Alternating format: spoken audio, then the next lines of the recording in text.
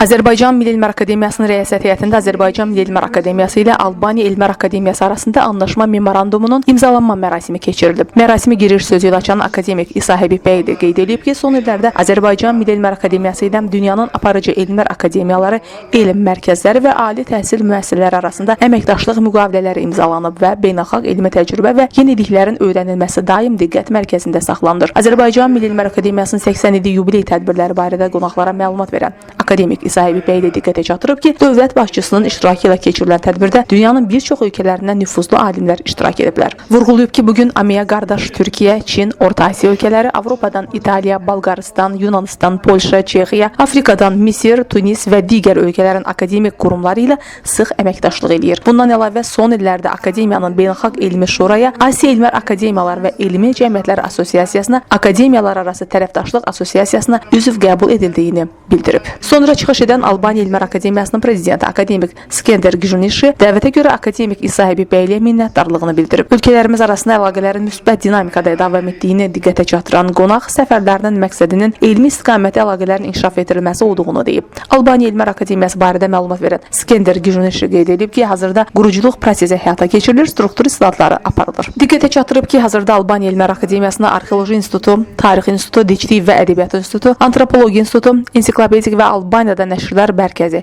Biotexnologiya və Genetika Elmi Tədqiqat Mərkəzi və İncəsənət Araşdırmalarının mərkəzi fəaliyyət göstərir. Nanotexnologiya, geologiya, süni intellekt, ətraf mühit və su ehtiyatları istiqamətində tədqiqatlar aparılır. Hazırda 37-yə yaxın elmin bütün sahələrini əhatə edən layihənin maliyyələşdirildiyini qeyd edib. Mərasimdə çıxış edən Albaniyanın Azərbaycandakı səfiri Besat Kadiya yenidən AMİyə-də olmaqdan məmnunluğunu dilə gətirib. Qeyd edib ki, bugün tədbirdə vurğulandığı kimi ölkələrimiz arasında sıx əlaqələr mövcuddur və bu elmi müstəvidə də əməkdaşlığımızın genişlənməsinə imkan verir. Tədbirdə çıxış edən AMİyə-nin vitse-prezidenti akademik İradə Hüseynova qonaqları salamlayıb, rəhbərlik etdiyi biologiya və tibb elmləri bölməsinin, həmçinin Elm Təhsil Nazirliyinin Molekulyar Biologiya İnstitutunun Albaniya Elmlər Akademiyası ilə birgə ətraf mühitin öyrənilməsi, ərzaq təhlükəsizliyi nadir və nəsli kəsilməkdə olan bitki növlərinin tədqiqi istiqamətində geniş imkanlara malik olduğunu deyib. Çıxışlardan sonra Azərbaycan Milli Elmlər Akademiyası ilə Albaniya Elmlər Akademiyası arasında anlaşma memorandumu imzalanıb. Sənədi akademik İsa Həbib bəyli və akademik Skender Gjunishi imzalayıb.